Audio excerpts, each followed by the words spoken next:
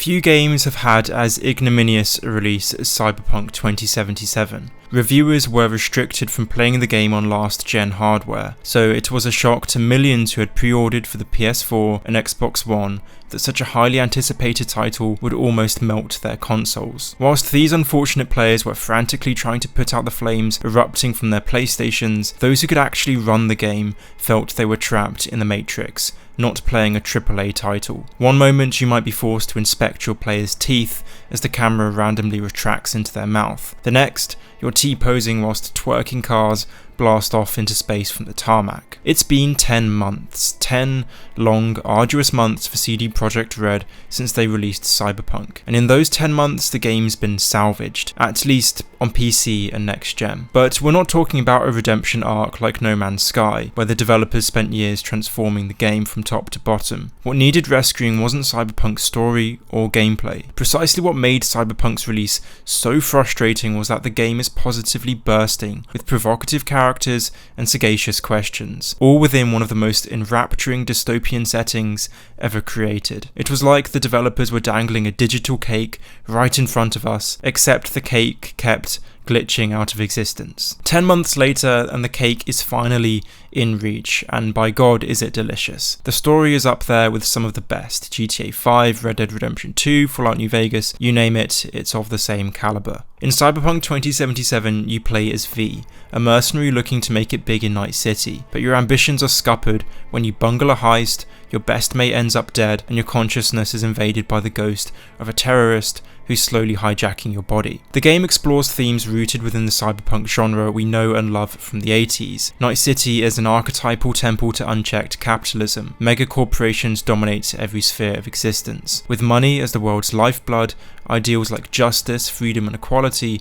have been thrown out the window. The police are little more than corporate thugs. Technological innovation, far from uplifting humanity, has advanced primarily to improve the lives of the wealthy few. The masses are left with no healthcare, whilst the plutocrats flirt with the prospect of eternal life. But where the films of the 80s were primarily concerned with innovations in hardware, Cyberpunk adapts its focus to deal with more modern concerns cognate with the digital age. Night City is a world of rampant misinformation, a world where not only governments, but cults, individuals and companies can expound their own truths on the net irrespective of the facts. Brain dancers serve as a new potent form of propaganda. In our own time, brainwashing over the internet is achieved through the written word, video and audio, but brain dances which capture emotions as well as visuals and audio provide a new powerful way to propagate ideas. In one side quest you can help a religious zealot crucify himself on recording in the hopes that his projected mixture of faith, pain and sacrifice will help shock viewers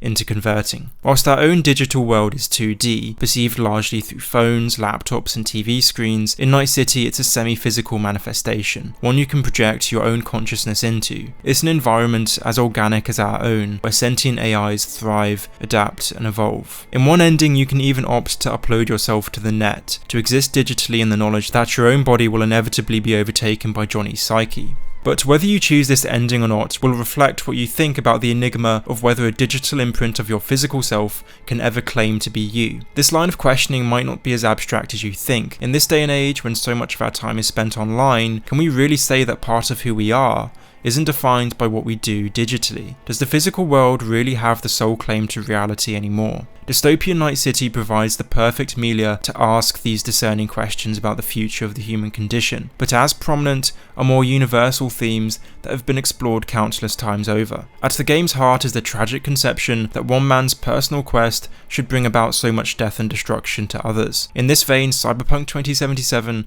is a cautionary tale about ideology and the worrying potential it has to justify the loss of human life. Take Johnny Silverhand, who detonated a nuke in the middle of a city to strike a blow against corporate capitalism. Johnny attempts to convince V that his personal quest for salvation is really of revolutionary proportions. We're not just on a mission to save V's consciousness, Johnny says, but a crusade to save the world from Arasaka. But Johnny's claims are juxtaposed with Takemura's, a fallen Arasaka agent who acts as a foil. A realist, Takemura doesn't claim to know how to make the world a better place, and even if he did, he doubt whether it would be realizable in the first place. All Takemura knows is that for him and millions of others, the megacorporations provide a livelihood, a semblance of stability in a world utterly without meaning. Takemura Nomura reminds us that Arasaka is comprised of far more than just its odious ruling elite. From this perspective, how can Johnny and V, in good conscience, blow up a company that provides for millions, and then vainly hope